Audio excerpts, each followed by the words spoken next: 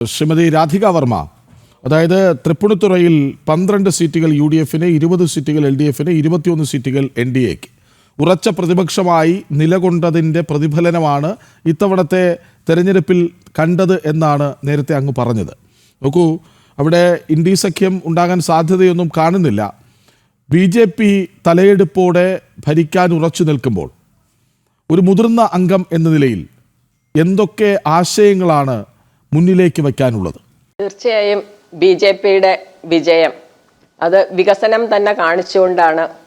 ഓരോ വീടുകളിലും വികസനം എന്ന മുദ്രാവാക്യം കൊണ്ട് തന്നെയാണ് ഞങ്ങൾ അപ്രോച്ച് ചെയ്തിരുന്നതിൽ. അത് തീർച്ചയായിട്ടും നമുക്കറിയാം, 10-40 വർഷമായ മുനിസിപ്പാലിറ്റിയിൽ ഇപ്പോഴും വേണ്ടതായിട്ടുള്ള അടിസ്ഥാന സൗകര്യങ്ങൾ പോലും ഒന്നും ആയിട്ടില്ല എന്നുള്ളത്. ഒരു മഴ പെയ്താൽ വെള്ളക്കെട്ട്, കാന എവിടെയാണെന്നറിയില്ല എന്നുള്ള മട്ടിലാണ് ഓരോ വാർഡുകളിൽ കൂടെ നടക്കുന്നത്. അപ്പോൾ അതെല്ലാം കൃത്യമായിട്ടുള്ള പഠനം നടത്തി കാനകൾ ശുചീകരണം വളരെ മോശമായിരുന്നു. ആ ശുചീകരണം അതേപോലെ തന്നെ വേണ്ടതായിട്ടുള്ള വെള്ളം പോവാനുള്ള കപ്പാസിറ്റി ഇല്ലാത്ത കാനകളാണ് പലതും. ഏതോ രാജവംശകാലത്ത് ചെയ്തിരിക്കുന്ന കാനകളാണ് ഇന്നും നിലവിൽ നിൽക്കുന്നത്. അത് പൂർണ്ണമായിട്ട് ഇടിഞ്ഞു പൊളിഞ്ഞു പോയിട്ടും എല്ലാം ഉണ്ട്. അപ്പോൾ അതെല്ലാം വൃത്തിയാക്കുക, അതെല്ലാം കെട്ടി ശരിയാക്കുക, വെള്ളം ഒഴുകാനുള്ള സംവിധാനം എങ്ങനെയാണ് എന്ന് മനസ്സിലാക്കി ആ രീതിക്ക് കാനകൾ നിർമ്മിക്കുക. അതേപോലെ തന്നെ റോഡുകൾ, വളരെ ഇടുങ്ങിയ റോഡുകൾ, ആ റോഡുകളുടെ ഏതൊക്കെ തരത്തിൽ നമുക്ക് ബ്ലോക്ക് മാറ്റാൻ സാധിക്കും, ബ്ലോക്ക് അതായത് വാഹനങ്ങൾ എങ്ങനെയൊക്കെ പോയാൽ ബ്ലോക്ക് മാറ്റാം, ഏതൊക്കെ തരത്തിൽ ചെയ്യാം, അതിനെ പറ്റിയിട്ട്. അതുപോലെ തന്നെ നമുക്ക് ഒരുപാട് കാര്യങ്ങളിൽ നമ്മുടെ തെരുവ് നായ ഏറ്റവും പ്രധാനമാണല്ലോ. ഇന്നത്തെ ഏറ്റവും പ്രധാനമായിട്ടുള്ളൊരു കാര്യമാണ് തെരുവ് നായ. അതിപ്പം മുനിസിപ്പാലിറ്റിയിൽ നിന്ന് ഒരു പ്രോജക്റ്റ് വെച്ച് ഒരു ചടങ്ങ് പോലെ ഒരു ഇനോഗ്രേഷൻ കഴിച്ച് എല്ലാം ചെയ്തിട്ടുണ്ട്. എങ്കിലും അത് കൃത്യമായ ABC പദ്ധതി നടപ്പാക്കുക, അതേപോലെ തന്നെ അതിന് ഷെൽട്ടർ കണ്ടുപിടിക്കുക, അതൊക്കെ ഏറ്റവും അത്യാവശ്യമുള്ള കാര്യങ്ങളാണ്. ഏറ്റവും പ്രധാനമായി ചെയ്യാനുള്ള ഈ കാര്യങ്ങളെല്ലാം തന്നെ ചെയ്യുക. പിന്നീട് വന്നിരിക്കുന്ന 2 വലിയ മാളുകൾ കെട്ടിയിട്ടിട്ടുണ്ട് അവിടെ. ഈ മാളുകളെന്ന് പറഞ്ഞാൽ മുനിസിപ്പാലിറ്റിക്ക് സ്വതേ മാൾ എന്നുള്ളൊരു കോൺസെപ്റ്റ് ഇല്ല. പക്ഷേ എങ്കിലും മോളായിട്ട് എടുത്തിട്ട് ആ മോളിന് ബൈലോസ് ഉണ്ടാക്കാനായിട്ട് കൊടുത്തു. ആ ബൈലോസ് ഒന്നും ശരിയായിട്ടില്ല. അത് കഴിഞ്ഞ് വീണ്ടും ഇത് മാളായിട്ട് നിലനിൽക്കാൻ സാധിക്കില്ല എന്നുള്ള ആ ഒരു ഇത് കാരണം വീണ്ടും ഷോപ്പിംഗ് കോംപ്ലക്സ് ആക്കി. അങ്ങനെ ഭയങ്കര കാര്യസ്ഥത അവിടെ വളരെയധികം കാണാൻ സാധിക്കും. അതിൽ ഇനിയിപ്പം ഇതിന് മുമ്പായിട്ട് തന്നെ ജസ്റ്റ് ഇലക്ഷന് മുമ്പായിട്ടൊരു സർക്കുലർ ഇറക്കിയിട്ടുണ്ട്. 2 റൂംസ് അവിടെ പോയിട്ടുണ്ട് എന്നുള്ള, കടമുറിയായിട്ട് പോയിട്ടുണ്ടെന്നൊക്കെ പറയുന്നുണ്ട്. ആ TK രാമകൃഷ്ണൻ മാളിൽ അങ്ങനെ പറയുന്നുണ്ട്. പക്ഷെ എങ്കിലും അതൊന്ന് റിപ്പയർ ചെയ്തെടുക്കുക എന്ന് പറയുമ്പോൾ തന്നെ ഇനി വീണ്ടും കോടിക്കണക്കിന് അവിടെ ചിലവാകും. അപ്പം അതെല്ലാം അവിടുത്തെ വയറിംഗ് പോയി, ഒന്നും അടിസ്ഥാന സൗകര്യങ്ങളൊന്നും അപര്യാപ്തമായിട്ടുള്ള അടിസ്ഥാന സൗകര്യങ്ങളാണ് അതിലെല്ലാം ഉള്ളത്. അപ്പം അതെല്ലാം വൃത്തിയാക്കി എടുക്കുക, അത് വേണ്ട വിധത്തിൽ ഉപയോഗിക്കുക. ഈ കെടുകാര്യസ്ഥതയാണ് ഇത്രയും കാലം ഇതെല്ലാം ഇങ്ങനെ കൊണ്ടു നടന്നത്. അത് ശരിയാക്കി എടുക്കുക എന്നുള്ളതാണ് ഏറ്റവും പ്രധാനമായിട്ടുള്ള. ഇൻകം ജനറേറ്റ് ചെയ്യാനായിട്ടാണ് ശ്രമിക്കേണ്ടത്. അപ്പം ഇതെല്ലാം ടാക്സ് കിട്ടിയിരുന്ന പൈസ വെച്ചിട്ടാണ്, ജനങ്ങളുടെ പൈസ വെച്ചിട്ടാണ് ഈ ചെയ്തിരിക്കുന്നതല്ല. അപ്പം അതെല്ലാം ശരിയാക്കി എടുക്കുക. അതേപോലെ തന്നെ കളിസ്ഥലം, തൃപ്പൂണിത്തുറ മുനിസിപ്പാലിറ്റി ക്രിക്കറ്റ് കളിയുടെ ഏറ്റവും കൂടി നിൽക്കുന്ന സ്ഥലമാണ് ആദ്യം തൊട്ടേ. പക്ഷെ അവിടെ ഒരു കളിസ്ഥലം എന്ന് പറയുന്നത് വളരെ കഷ്ടമാണ്.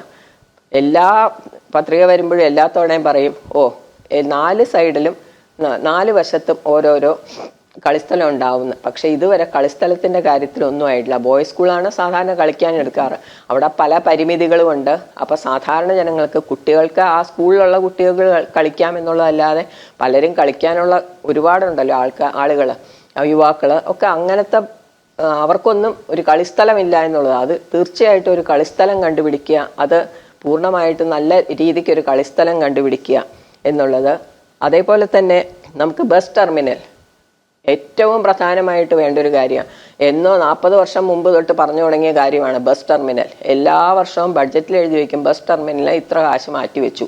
പക്ഷെ ഇതുവരെ അത് ഒന്നും ആയിട്ടില്ല. ഇപ്പോൾ ഇവിടെയുള്ളൊരു ബസ് സ്റ്റാൻഡ് എന്ന് പറയുന്നത് വളരെ കഷ്ടം തന്നെയാണ്. എന്നുവെച്ചാൽ ഇതിനകത്തേക്ക് 100-500 ബസ്സുകളാണ് മുനിസിപ്പാലിറ്റി വഴി ഓടിക്കൊണ്ടിരിക്കുന്നത്. അതിലേക്കൊന്നും ഒന്നും കയറാനോ ഒരു സൗകര്യങ്ങളും ഇല്ല. അതെല്ലാം കൂടെ കൊണ്ടാണ് ഈ ട്രാഫിക് ജാം ഒക്കെ വരുന്നതിൻ്റെ പ്രധാന കാരണം. അതിൽ കൃത്യമായി ബസ് ടെർമിനൽ ഉണ്ടാക്കുന്നതിനെ പറ്റിയിട്ടുള്ള ഒരു കൃത്യമായ പഠനം നടത്തി അത് ചെയ്തിരിക്കണം. അത് ചെയ്യുന്നുണ്ട് തീർച്ചയായിട്ടും. പിന്നെ ശുചിത്വം എടുത്തു പറഞ്ഞു കഴിഞ്ഞാൽ ഉറവിട സംസ്കരണം എന്ന് പറയുമ്പം നമുക്ക് ബയോബിന്നുകളാണ്. ബയോബിന്ന് ആവശ്യത്തിലധികമാണ് വാങ്ങിച്ചു കൂട്ടിയിരിക്കുന്നത്. 2-3 വർഷം കഴിഞ്ഞാൽ നമുക്കറിയില്ലേ ഒരു ലെവലുണ്ട് ബയോബിൻ പിന്നെ എത്ര വേണമെന്നുള്ളത്. പക്ഷെ അതൊന്നും അല്ലാതെ ബയോബിൻ വാങ്ങിച്ചു കൂട്ടി ഇപ്പോൾ ഈ മാളുകളിൽ ബയോബിൻ സൂക്ഷിച്ചു വെക്കാനുള്ളൊരു സ്ഥലം, അല്ലെങ്കിൽ ഫ്ലക്സ് സൂക്ഷിക്കാനുള്ള സ്ഥലം എന്ന മട്ടിലായിക്കൊണ്ടിരിക്കുകയാണ്. അപ്പം അതിന് കൃത്യമായ അതേ നടപടികൾ ഉണ്ടാവണം.